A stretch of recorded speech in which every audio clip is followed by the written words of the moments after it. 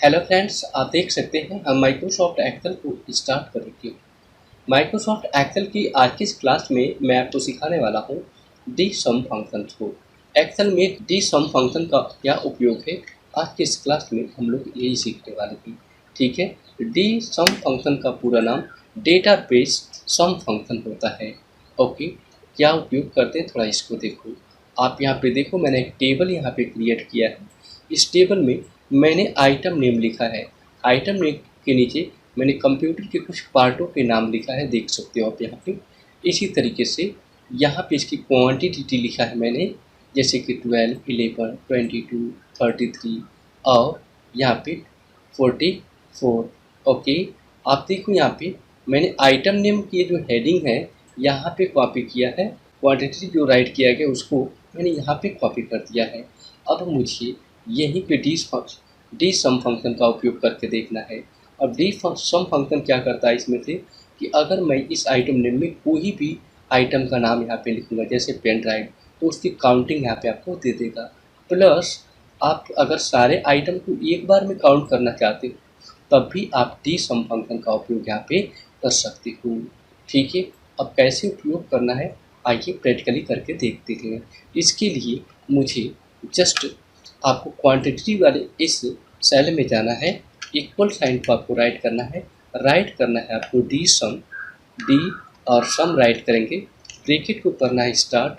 इसके बाद आपसे डेटाबेस पूछेगा ये, तो डेटाबेस में इस पूरी एरिया को ऐसे सिलेक्ट करके आप यहाँ पे स्टोर करा दीजिए। ये देखिए डेटाबेस का यहाँ पे रेंज आ चुका है, क्राइटेरिया यानी कि जो डेटाबेस है वो यहाँ पे आ गया है। अब इसके बाद आपको फील्ड पूछ रहा है, कौन से फील्ड को आपको काउंट करना है, तो उसके भीतर आपको क्वांटिटी को आपको यहाँ पे एंटर कर देना है। देख सकते हैं क्वांटिटी का यहाँ पे सेल एड्रेसिंग आ चुका है। इसके बाद आपको जस्ट कॉमा लगाना है और क्राइटेरिया आपसे पूछ रहा है, तो आपको आइटम नेम के साथ नीचे वाला सेल भी ऐसे सिलेक्ट कर सकते हो। ठीक है, ओके, बस इतना ही काम करना है और इसके बाद ब्रैकेट को आपको बंद कर देना है। बंद करने के बाद एंटर बटन को आपको प्रेस करना है। आप देखोगे कि इन सभी की काउंटिंग आपको यहाँ पे मिल चुकी होगी। एंटर बटन को प्रेस करता हूँ, आप ध्यान से देखो, मैंने प्रेस किया तो टोटल की काउंटिंग 122 आया। ठीक है, अगर मैं इसे काउंट करूँगा तो कितना आएगा, ये 122 ही आपका आएगा। ठीक है, आप काउंट करके देख सकते हो। अब सपोज दैट कि मैं इसमें से कीबोर्ड के आइटम्स को देखना चाहता हूँ या फिर पेन ड्राइव के आइटम को यहाँ पे देखना चाहता हूँ कि पेन ड्राइव की क्वांटिटी कितनी है, तो सिंपली आप पेन ड्राइव को यहाँ पे राइट कर सकते हो। अगर आपको माउस को देखना है तो सिंपल माउस राइट कर सकते हो। मैं सबसे पहले मॉनिटर की टाइप करता हूँ क्योंकि मुझे मॉनिटर की क्वांटिटी को यहाँ पे देखना है। अब मैंने मॉनिटर यहाँ पे टाइप कर दिया है, मैं बाहर क्लिक करूँगा तो यह 120 वैल्यू बदल के आप देखोगे तो 12 में आ चुकी है, यानी कि मॉनिटर की क्वांटिटी कितनी है, 12 है।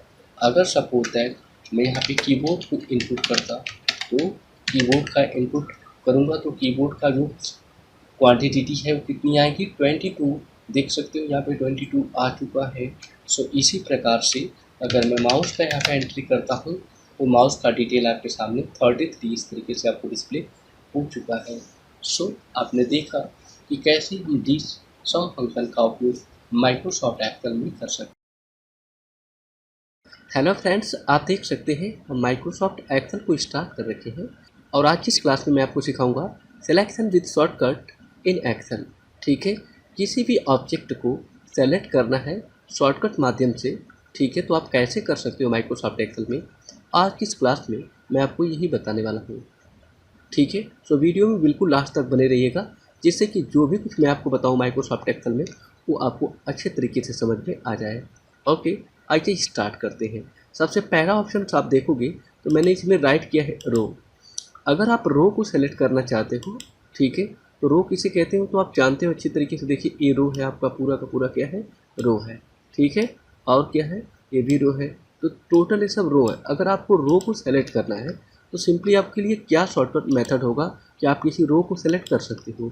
तो ध्यान से देखो, अगर कोई रो सेलेक्ट करना है, जैसे इस रो को सेलेक्ट करना है, तो इसमें आपको कर्सर रखना है, ऐसे क्लिक कर लेना है। कर्सर रखने का मतलब क्या है, क्लिक कर लेना है और शिफ्ट के साथ केवल स्पेस बटन दबा देंगे तो पूरी की पूरी देख सकते हो रो सेलेक्ट हो जाएंगी। अगर इस रो को सिलेक्ट करना है तो फिर से शिफ्ट को दबा के स्पेस बटन को दबा दो, पूरी की पूरी रो सेलेक्ट हो जाएंगी। तो रो को सिलेक्ट करने का तरीका क्या है, शिफ्ट दबाना है और इसके बाद स्पेस बटन को प्रेस कर देना है ऐसे, तो क्या हो जाएगा, पूरा का पूरा रो सेलेक्ट हो जाएगा। ओके, शॉर्टकट क्या आप देख सकते हो, क्या शॉर्टकट मैंने राइट किया है यहाँ पे, शिफ्ट प्लस स्पेस बटन किसके लिए है, रो को सिलेक्ट करने के लिए। क्लिक करो, शिफ्ट दबा के स्पेस दबा दो, देखो सिलेक्ट हो जाएगा। ठीक है, दूसरा तरीका क्या है रो को सिलेक्ट करने का, कि आप यहाँ पे क्लिक कर दो, जिस जिस भी रो को आपको सिलेक्ट करना है उसके ठीक हेडर पे क्लिक कर दो, ऐसे पूरा का पूरा सिलेक्ट हो जाएगा। देखो आप यहाँ पे क्लिक करेंगे रो हेडर पे, जैसे 15 रो को सिलेक्ट करना है, ठीक है, तो सिंपली आप इस पर क्लिक कर दो। इस तरीके से आप रो को सेलेक्ट कर सकते हो, देख सकते हो जिस रो को मुझे सिलेक्ट करना है मैं क्लिक कर रहा हूँ, रो यहाँ से सिलेक्ट हो जा रहा है।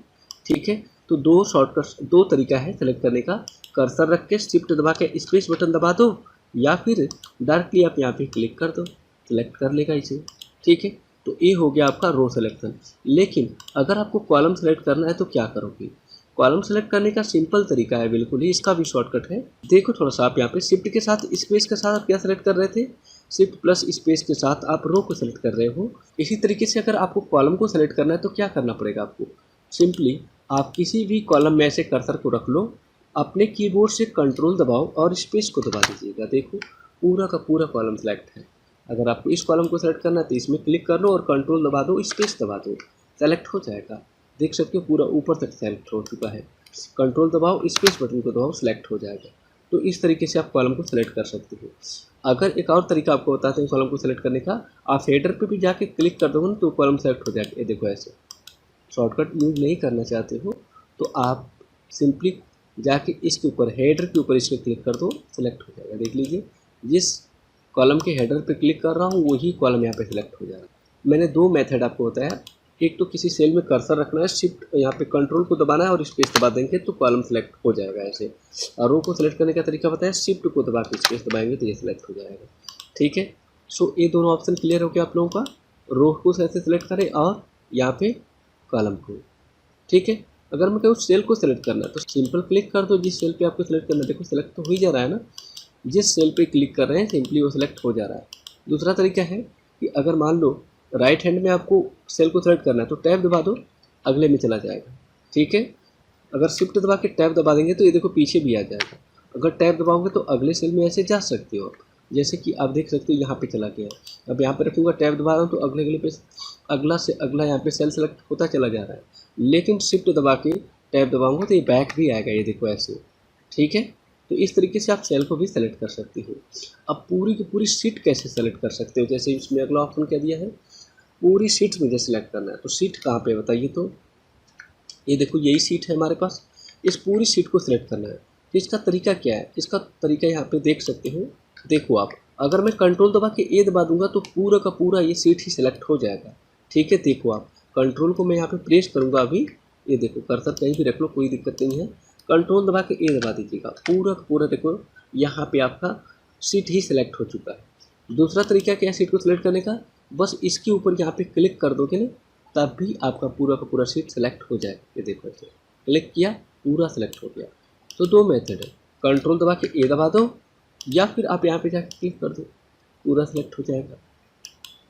ठीक है, इसी तरीके से अगला ऑप्शन दिया स्पेसिफिक एरिया, किसी विशेष एरिया को सिलेक्ट करना है। जैसे फॉर एग्जांपल मैंने कुछ यहाँ पे लिख लिया है, अब मुझे इसको और इस तीनों को सिलेक्ट करना है, तो मैं क्लिक करूँगा तो एक एक सिलेक्ट होगा, लेकिन क्लिक करके बटन को दबा के इधर जाऊँगा तो देखो तीनों सेलेक्ट हो गया। और नीचे तक सेलेक्ट करना है तो नीचे तक भी सेलेक्ट कर सकते हो। तो सेलेक्ट करने का क्या तरीका है यहाँ पे आपका, आप यहाँ से डेटा को जहाँ तक लेकर जाना है सेलेक्ट कर लो ऐसे, या फिर आप नीचे से ऊपर भी ऐसे सेलेक्ट कर सकते हो, ये देखो ऐसे, या फिर आप किसी भी एंगल से आप इसे सेलेक्ट कर सकते हो।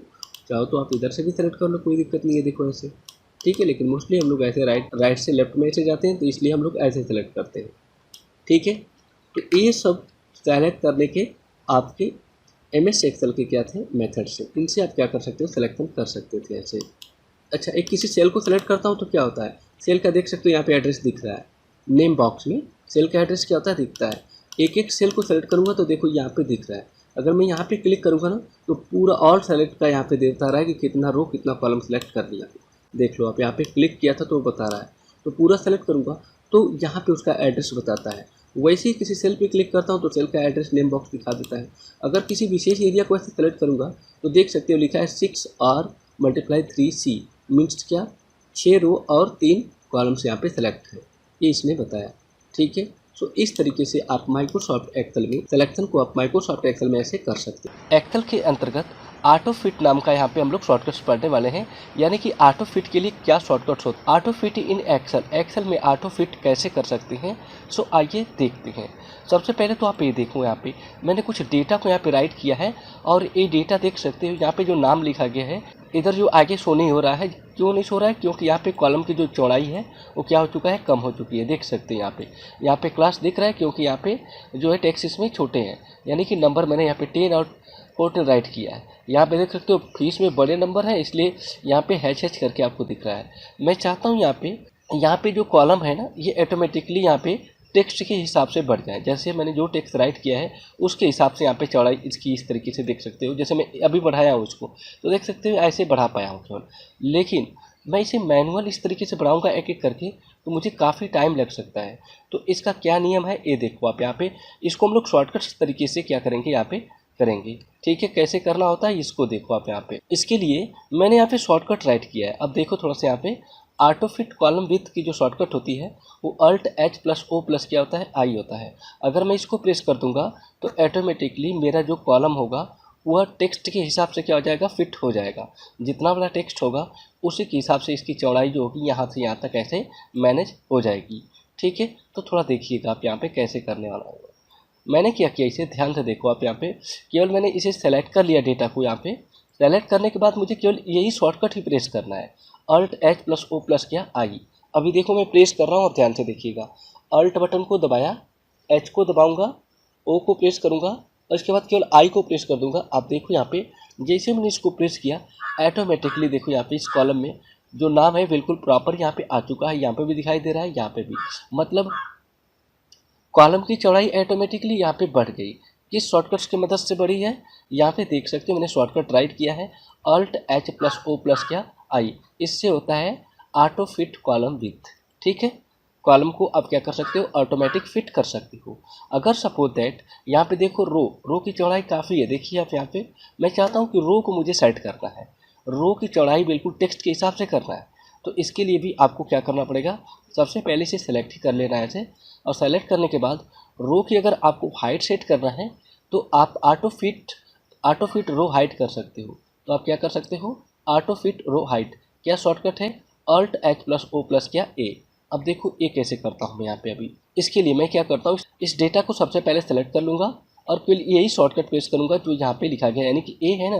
तो लीजिए मैं प्रेस करता हूँ, Alt को प्रेस किया हूँ, H को प्रेस करूँगा, इसके बाद O को प्रेस करूँगा और केवल मैं यहाँ पे, और इसके बाद केवल ए को प्रेस कर दीजिएगा। आप देखो अभी जैसे मैंने ए को प्रेस किया ऑटोमेटिकली डेटा देखो बिल्कुल टेक्स्ट के हिसाब से इसकी चौड़ाई जो होगी यहाँ पे, यानी कि रो की जो हाइट है ऊपर से नीचे जो हाइट है रो की, वो टेक्स्ट के हिसाब से बढ़ गया है। पहले कैसा था, Ctrl+Z करता हूँ, ये देखो ऐसे था बिल्कुल ही।